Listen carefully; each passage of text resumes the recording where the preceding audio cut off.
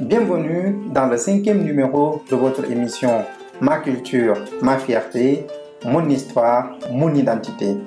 Dans cette 5e édition, nous allons poursuivre l'histoire des premiers peuples de la Sénégambie. Comme développé dans l'édition précédente, les premiers habitants de la Casamance étaient des Baïnoung. Ils s'étaient installés d'abord dans l'ancien empire du Gabou, mais avec l'envahissement des hommes de Tiramahan Traoré, les Baïnoung ont migré vers l'océan Atlantique, c'est-à-dire vers des zones comme l'actuel Ziguinchor et alentour. À cette époque, ils étaient dirigés par Makatamba et faisaient du commerce avec des Portugais. Donc, tout allait bien économiquement. À la disparition de Makatamba, c'est Gana Sira Biaï, dit Maxoboti, qui avait pris les rênes du pouvoir. Malheureusement, cette période coïncida avec le début de l'envahissement du royaume des Baïnoung par des Malinké. Et par la suite, beaucoup d'événements vont se produire, ça va aller très vite. Et donc, si tu veux connaître la fin de l'histoire et ainsi pouvoir la raconter à tes proches, reste avec nous jusqu'à la fin. Et donc, les razzias des Malinké contre les Baïnoung semaient l'insécurité dans la région et donc perturbaient le commerce sur le fleuve Casamance qui était utilisé pour convoyer les marchandises. Cette instabilité obligea les Portugais à interrompre leurs relations commerciales avec les Baïnoung. C'est donc dans ce contexte particulier que Gana Sira Biaï a eu le privilège ou le malheur de diriger le royaume des Baïnoung. La suite nous le dira. Dès le début de son règne, il installa sa capitale à Birikama, située actuellement dans le département de Goudomp, région de Sédhiou. Il réorganisa l'armée et fonda plusieurs cantons, parmi lesquels on peut citer Tobor, Mandoir, Babira, etc. Dès le début de son règne, les stratégies mises en place par Gana Sira Biaï ont permis de ralentir les attaques continues des ethnies Malinké et d'installer un semblant de stabilité dans le royaume.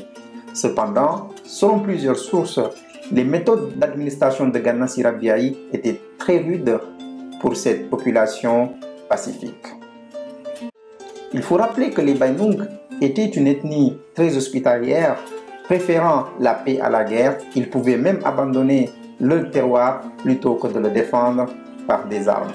Et comme le nouveau roi imposait ses réformes, dont la guerre, et demandait à la population des services limites insensés, et avec la clé des punitions en cas de refus. Et donc son attitude finit par entraîner la colère de ses sujets. Parmi les réformes introduites par Gana Sira Biaï, on peut citer l'adoption d'un système patriarcal de succession au trône. Il faut dire qu'avant lui, la succession au trône était basée sur un système matrimonial. Mais le goutte d'eau qui avait fait déborder le vase était le sacrifice de plusieurs dizaines des plus belles jeunes filles du village. Cette décision entraîna une colère noire dans le royaume, notamment celle des femmes, qui auraient même fait une grève conjugale de 15 jours pour pousser leur mari à faire face au roi. C'est dans ce contexte que les conseillers ont tenté plusieurs fois en vain de raisonner le souverain. Une décision fut donc prise à l'unanimité d'éliminer ce roi devenu encombrant pour les Baïnoung. Ainsi, une trappe fut creusée dans la plus grande discrétion à la place du village où les cérémonies étaient organisées. Puis, une fête fut organisée d'art. Ils dressèrent le fauteuil royal sur la trappe couverte d'une natte. Le souverain fut installé sur la chaise piégée et tomba dans le trou. Gana Sira Biaï y mourut, lapidé par ses assassins.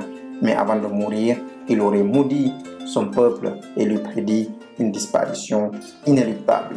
Auteur, l'histoire semble confirmer cette malédiction de Gana Sira Biaï, dernier grand roi des Baïnoung.